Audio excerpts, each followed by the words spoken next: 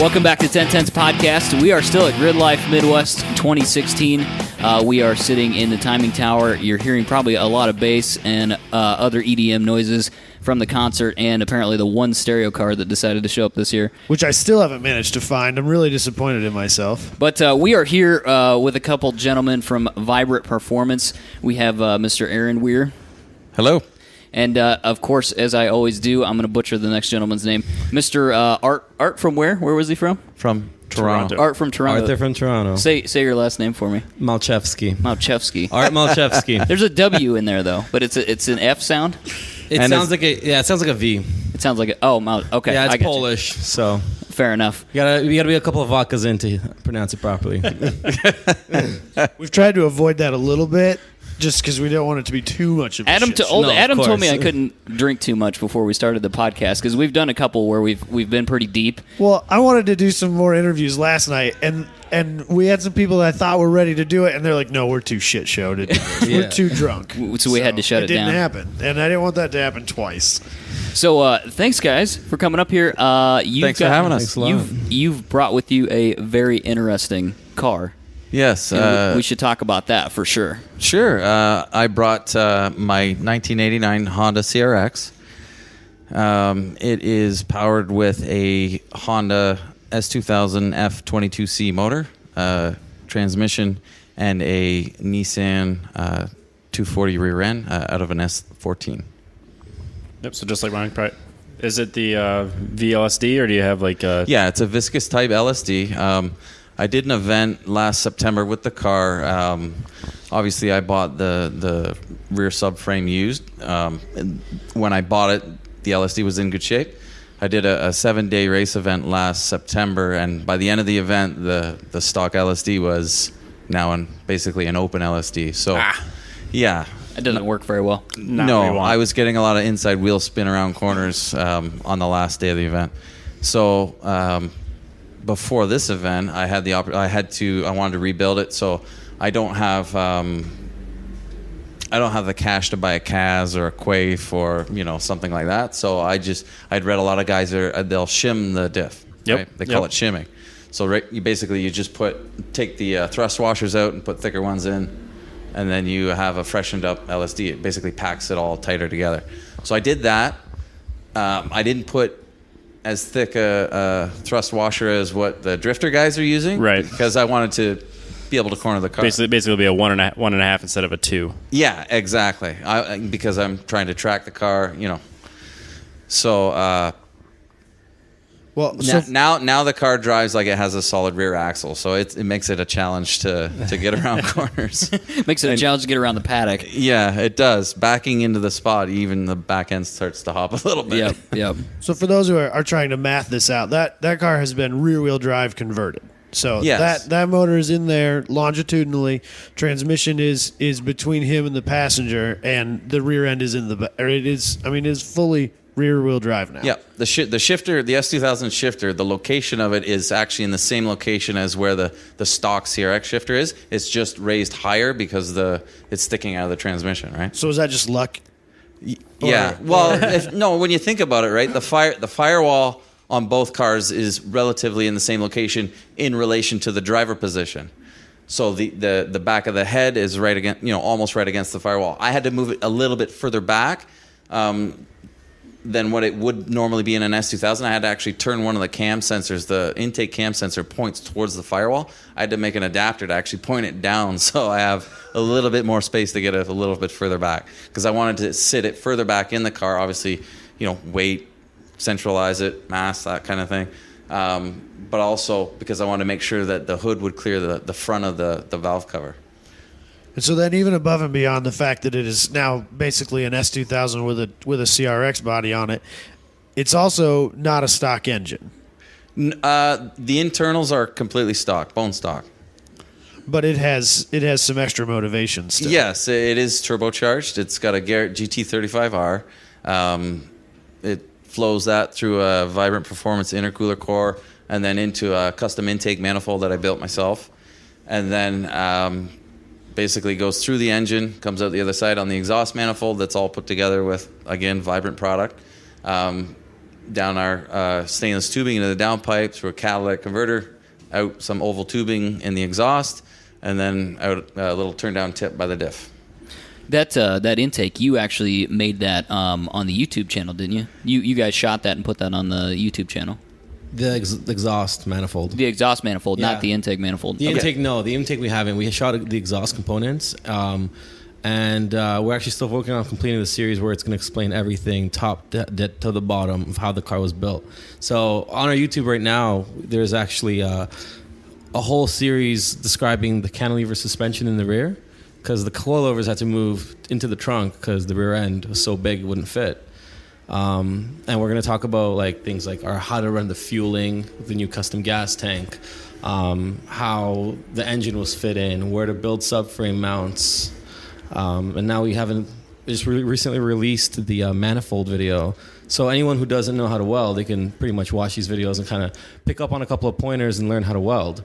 So, manifolds are expensive, and probably buying a welder. It's also to promote, of course, vibrant product naturally, and we want to help people feel more comfortable, using the product, but also give them the opportunity to get the best results that they can get. Right.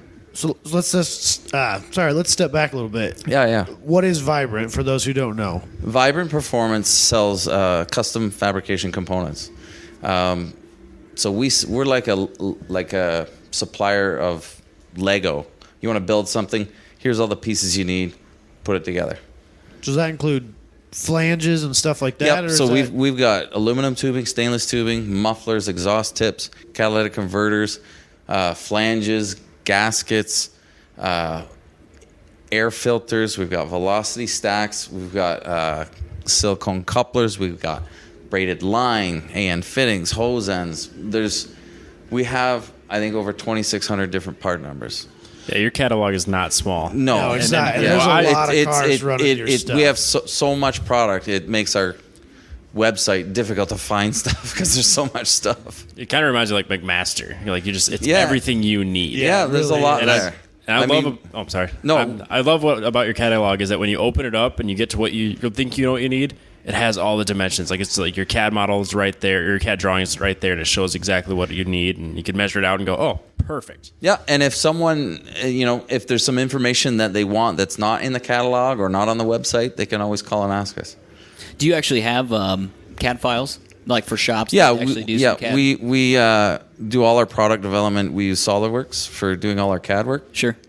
Jay Thornton is the other tech at Vibrant. He's very proficient at SolidWorks. We also have a 3D scanner and a ferro arm, so we do a lot of coordinate measuring and stuff like that.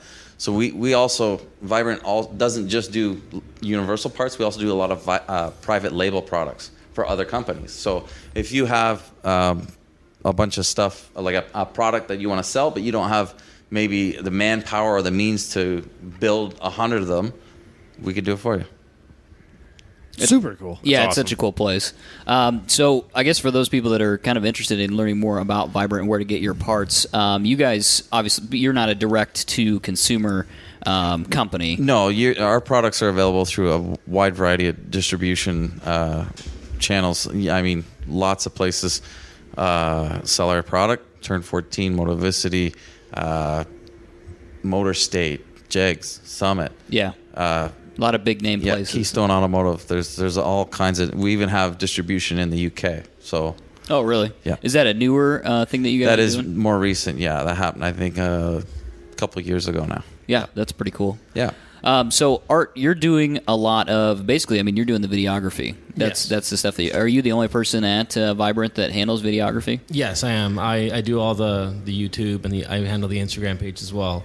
So Art spends a lot of time editing, yeah, and he's very good at what he does. 90% of the time I am sitting at my desk and I am sitting on Premiere Pro and I'm just cutting and editing videos. You said you were up till 5 o'clock last night. Last night I was up till 5 a.m. because I needed to prepare for the next day. So charging batteries, getting all your data off your cameras onto your computer, and going through the footage and just making sure what you have and noting what you have. So there's 3 days. This is a 3-day event. It's absolutely impossible for me to cover this lifestyle. Art's a busy guy. Yeah. Yeah. So one thing I'll mention about Gridlife that I've never experienced at any other show. This is like multiple things going on.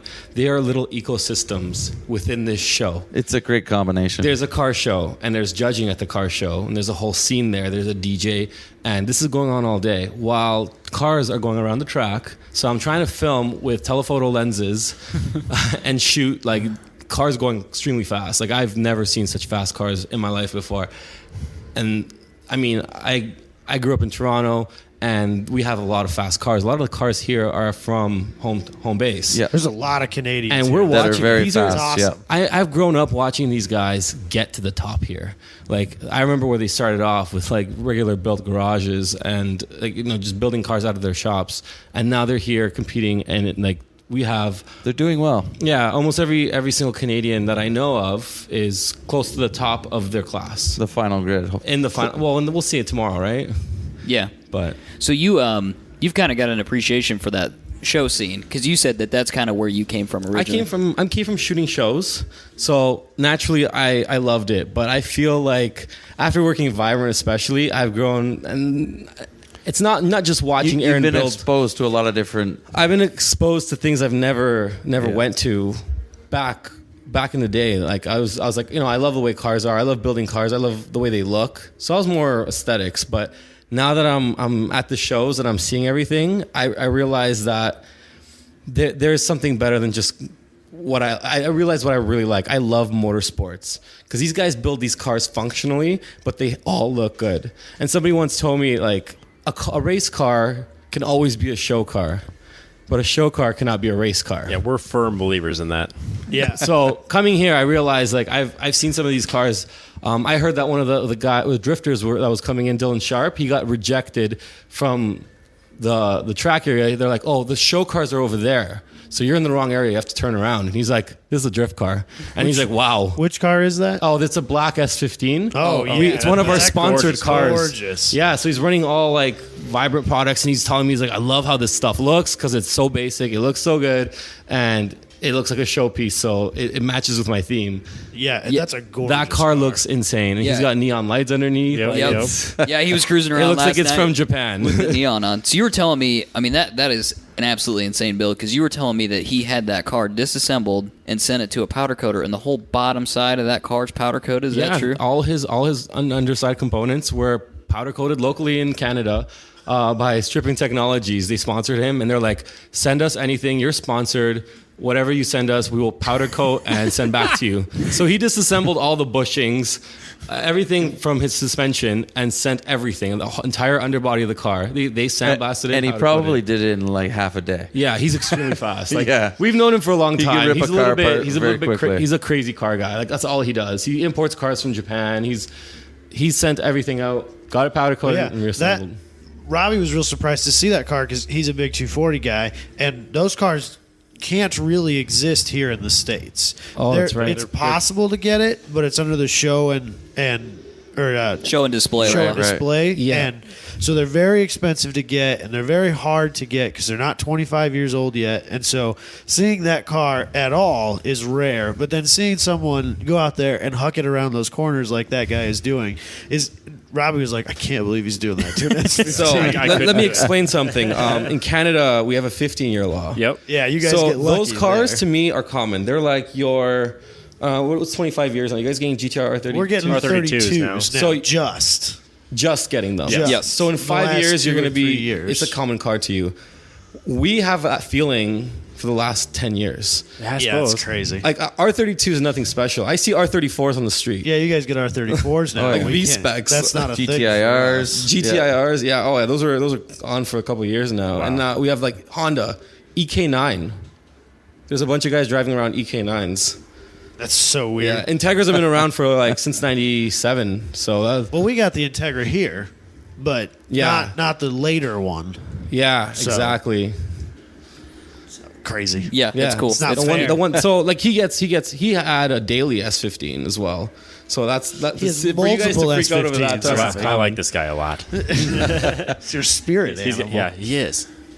So, Aaron, tell us a little bit about. I kind of overheard you talking to some other guys. Your car is obviously very popular, so I caught bits and pieces of you telling people different things. But your affiliation with Vibrant, obviously, you owned that car before you started working with Vibrant. Yeah. I bought the car in 1996 for myself for my 23rd birthday. It was the first car I ever bought. Not the first car I own, but the first car I bought with my own money. And I didn't really know a lot about cars when I bought it. I have a couple brothers. My older brother was very mechanically inclined, so he helped me out with a couple of things, put intake headers on it, put some wheels on it. And I started going to the drag strip once in a while and, met other car enthusiasts and stuff like that and started to get into autocrossing. So I really enjoyed autocrossing the car a lot as a front-wheel drive car. Very good cars for that. Yeah. Very popular excellent still. Car. Yeah. Great car for it. And then, you want to go faster. So you start messing around with things. And one thing, I put nitrous on the D series and blew the clutch on that. And, put the foot to the floor, the RPM's up at 8,000 RPM in like a half a second, and you're not really moving anywhere. So, yeah, I've done all kind of, and I had a friend that I would do it at his place, or he would come and work on the car at my place, but he also had a DA Integra as well. So he was also an enthusiast, but he's a little older than me, and he had a lot of experience working on Hondas. He was a mechanic for Michelin Race Series in Canada. So I kind of spent a lot of time learning about the car and working on it and how to do things. And he was very meticulous, liked to do things right. That way you only have to do it once. You don't get to that level where you're a race mechanic by being sloppy. Yeah, so I can imagine. Exactly. But so, want to make the car faster. After the nitrous, I put a B series in it. And then I put a turbo setup on that, and then a different turbo setup on that. And then I came to a point where, the car is a lot of fun. I loved it. I had a very, attachment to it, but I wanted something rear-wheel drive. I wanted to sell the car and buy an S2000. And I maybe set the price a little high because I have a sentimental, value. So I didn't really get any interest in the car. So I decided, okay, well, at the time I was trying to sell it, I started my own business. So I had my own shop, and I wanted to, I just said, okay, I'm going to make this car rear-wheel drive, and I will use it as a marketing tool to draw, attention to my business and try and help me sell product. So it was all about just, trying to build my business, right? So I would work on the car a little bit here, a little bit there, when I wasn't busy in the shop or something like that. So it took me 5 years to complete the swap. So I started in 2007, finished it in 2012. And then I drove the car for a summer.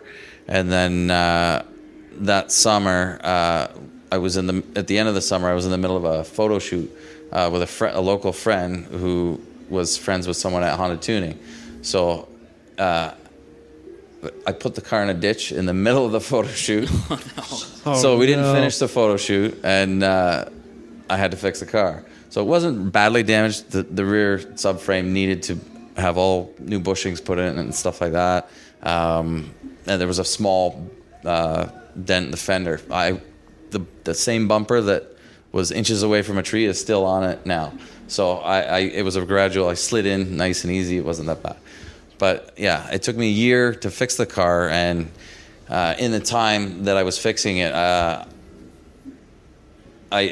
had made the decision to give up my business because I'd realized that I'm an okay fabricator, but I'm not a great businessman. I'm just not a ruthless kind of guy. So I gave up my business, and I went back to I'm actually a tool and die maker, licensed tool and die maker by trade. So I went back to doing that, and I did that for almost a year. So when I had my shop, because Vibrant is close to where I live, I'd established a relationship with them, and I would use a lot of their products, and I was friends with a lot of the guys. I'd see them once in a while or whatever. So they'd heard that I had given up my business, and they asked me if I want to come work for them. That seems like perfect. Yeah, who wouldn't want that? It's my dream job. Yeah, I love. A ton of fun. It's a great company to work for. I love everybody there. It's like, it's a very relaxed place to be. There's a lot of focus around having fun and enjoying life. And What's your official I'm job a description? tech support. So if somebody has a question about a product or whatever, or if and I get to do like product development, obviously test product. I'm involved with a lot of quality assurance. We're ISO certified, and I'm the quality management representative for that. So that takes up a bit of my time. So I don't get to, I get to do a lot of fun stuff like this, but I also have to do a lot of, stuff behind a desk and, work on SolidWorks and do all that kind of stuff, inspecting parts. And so it keeps me busy, but it's a great place to work. I love it. Yeah, it's good that you get out of the office and we do have some fun things we have too. an off-site workshop where Art spends some time. Yeah. What's that? Is that's not a Vibrant then? No, it's a part of Vibrant. Oh, okay, yeah, okay. That's where we do all our product testing and just fitment. Like we installed a lot of the exhaust and intake components of Aaron's car at the shop. Yeah, so we use it for marketing. We shoot a lot of video there and stuff like that. Yeah. Yeah. So like the whole series that I did on his car, we shot at most of it at the shop. Oh, nice. Yeah. Nice. So actually, all of it was a shot at the shop. Yep. Yeah. It's cool that you started working for Vibrant and they were open to bringing your car in there and letting you get to do work at work, but working on your car. It's a cool. Well, it's also a thing. promotional tool for the company as Absolutely, well, right? it is. And Absolutely. it's also we can use it to test product as well, right? Yeah, but I'm sure a lot of people would say, it'd be my dream job if somebody would, let me bring in my car and, hey, test this part on it, check it out, take it to the racetrack. I mean, it's definitely a cool gig that both of you guys have. Oh yeah. Yeah. Like I'm a camera guy. I love shooting stuff. I love editing. I enjoy it. I love taking music I like and just mixing it into my videos. And here I am doing the same thing, getting paid to do it. Yep. And we get to travel and go see a lot of different things, Mm-hmm. Experience events like this. Art was at the Ultimate Call Out Challenge in Utah not too long ago. Yeah. So he shot a video for that. You said you go to SEMA every year? Yeah, of course. we exhibit at SEMA and PRI every year. Yeah. mean, so I get to go to those every I think year. PRI might be more fun just because I really like PRI. PRI is my favorite show because it's a racer's show. Yeah, PRI is something I'd really like to go to. I think it sounds... And you get a lot more equipment. fun. Equipment like there's like full CNC machines running and stuff like that, and my like gosh. stuff being welded, and it's all right there at the show. Yeah, you get to watch engines being built live. That's awesome. Yeah. CNC cut like engines. Yeah, that's such a cool concept because Yeah. SEMA's cool, and I think SEMA's done really well with their marketing. You say SEMA to somebody, and I know about that. Yeah, even if they're not a car person, they probably know what it is. Yeah. Right, and they get a lot of coverage because they, going back to the show car thing, they've got some really cool show cars there for sure. SEMA became a car show from what it used to be, just a product. Show what kind of products you have. People start bringing cars, and now it's every car guy you talk to that's into the show scene is always like, I want to be at SEMA. Yeah. I want to build a car that'll end up at SEMA. Yeah, And absolutely. that's like the holy grail of It's the car pinnacle, world. yeah. Yeah.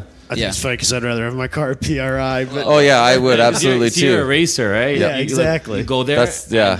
See, I liked PRI because it's a car show that has insanely fast cars just looking beautiful. Like so a lot of the things we saw are just Oh yeah, and there's a lot of different types of motorsport racing cars there. Like there's a lot of NASA cars, there's a lot of dirt oval, there's Drag racing Oh stuff. yeah, drag The whole nine serious cars. drag racing. Yeah. yeah. That's yeah, where I there saw a were lot of I remember there being some of the bigger, like, street legal pro mod cars there. Yeah. So, Well, that's cool.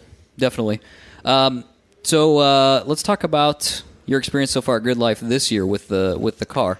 You had some pretty cool coverage yesterday. You got called out by Larry Chen to go out on the track and do some photos with him for Speed Hunters. So it was fun doing that. Yeah, I was honored to do that. Tell me about that experience and how it made you feel. And I can only imagine, so I want to hear it in your words. Yeah, it was just a lot of fun. Just take it in, be in the moment. Larry kept complimenting the car. He's just like, he was just looking at the details. He has an eye for it.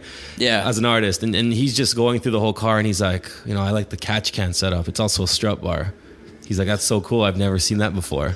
And he's like, I don't even think I noticed that. I'm we're going to have to go double dual back and purpose. look at that. Yeah. That's awesome. I feel like that's the next theme for 2017. That makes finding sense. dual purpose in automotive. That makes sense. Oh, if you can make something, do two things at the same time, it's win-win, right? It's lighter because you don't need to have both of them separately.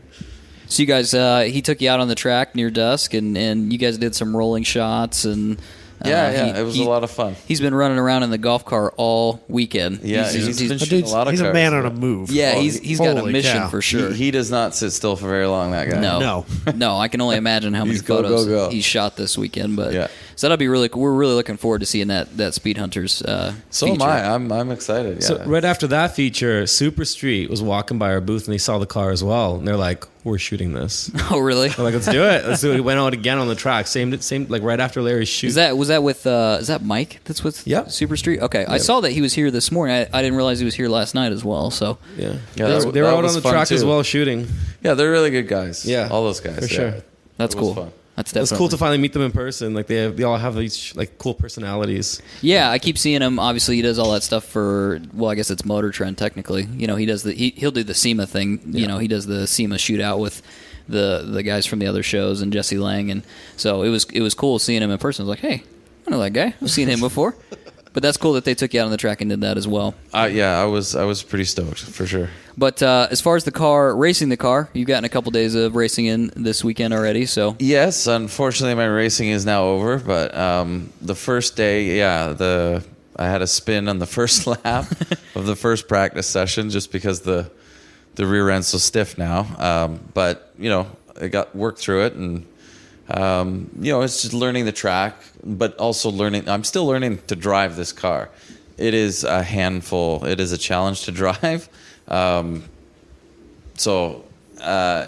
Today, this morning, I boiled my brake fluid, so I bled the brakes, and then went back out on the track. So I'd gone in a little hot into the bowl there, coming onto the back straight. I ended up going off.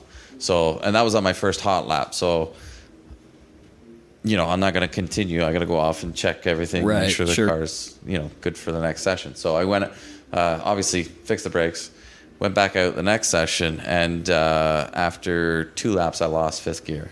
Oh my gosh. So, but that's racing, right? Yep. But the car it's a lot of fun to drive. I do drive it on the street. I have a back seat in it, so I'll pull the roll bar out. It's a bolt-in roll bar that I made, and I can put the seat back in, and the kids will sit in the back. We'll go for a little Sunday drive, or I'll take them to school or something.